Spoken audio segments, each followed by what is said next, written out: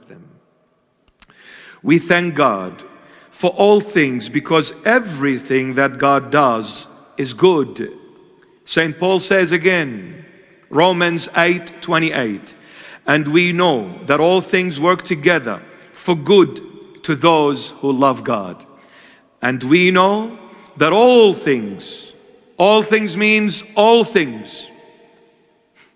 All things. We know that all things work together for good to those who love God. God does not do except good.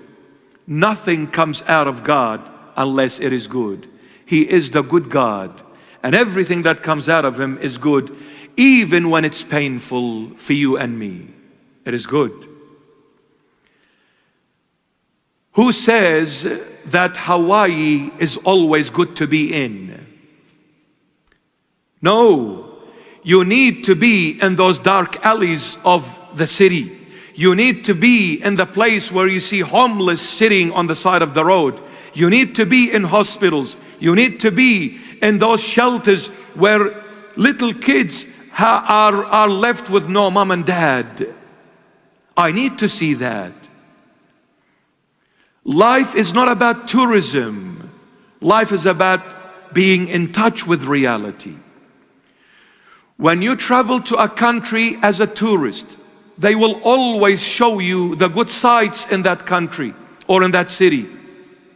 And then you fall in love with the city and you say, I wish I was a citizen of this country. I wish I could live in this city.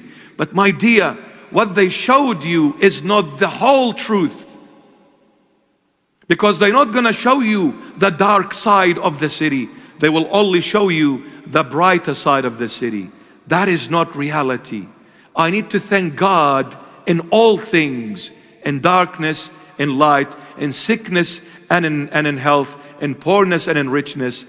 My relationship with the Lord is a matrimonial bond. I am His bride as a church, and He is the heavenly groom to this bride. And when it comes to marriage, you are in it together in all things, good and bad.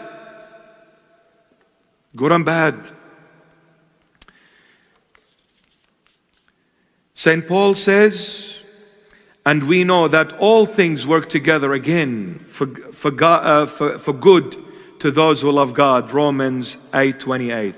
Let's look at this story of our father Joseph. When we read in Genesis chapter 50 verse 20, you meant evil against me, but God meant it for good to save many people alive. Our father Joseph. Who was Joseph? The son of Jacob. Who was Jacob? The son of Isaac. Who was Isaac? The son of Abraham, the patriarch, the one who came from Babylon, Mesopotamia, Iraq. And that's where I come from as well. That's where it all started. The languages began there. The Tower of Babel, which is the United Nations, New York, Manhattan. That's the Tower of Babel, baby. Our father Joseph, his brothers were jealous of him because daddy loved him the most. Because he was the son of Rachel. And Jacob loved Rachel more than any of his other wives. He married 4. Rachel was his favorite always. So Joseph and Benjamin came from Rachel. But he loved Joseph. Out of jealousy, his brothers tried to kill him. And then one of them interfered. He said, hey, look, I agreed to get rid of him, but I didn't agree to kill him. He is our brother at the end.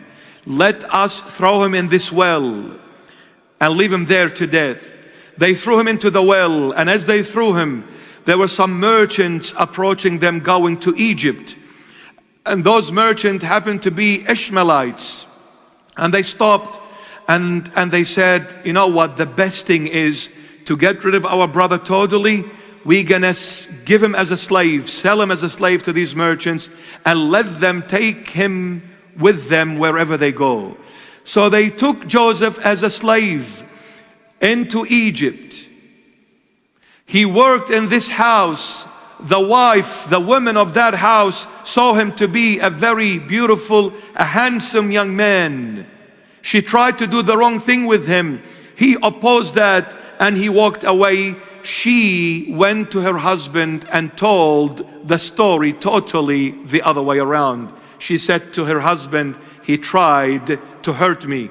So he threw him in a prison, like Guantanamo Bay kind of a base, where you don't have access to a lawyer to represent you. You don't have the right to say nothing. You're thrown there, that's it. The interior minister of that country suspected you've done something wrong. He threw him in that prison, and that prison meant he would never leave it until he was dead. And he spent years in that prison.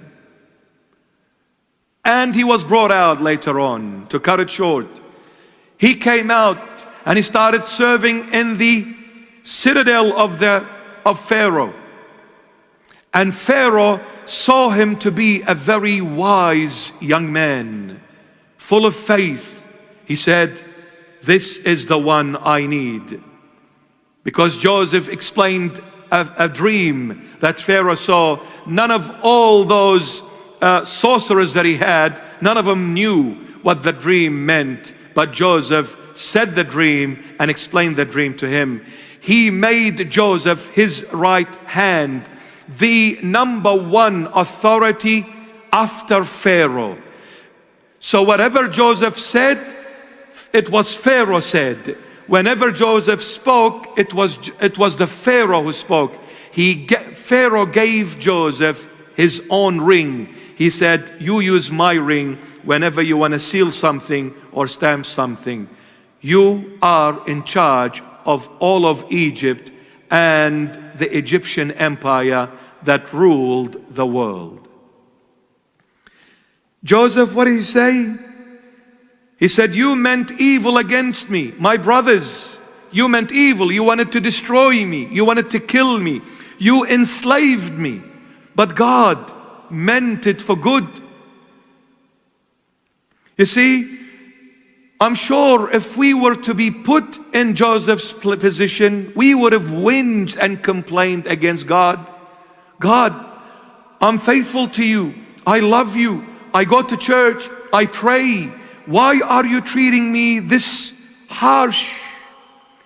Why didn't you save me? Why did you allow me to be a slave in Egypt? But he said, no. What we perceive as evil in the eyes of God is good.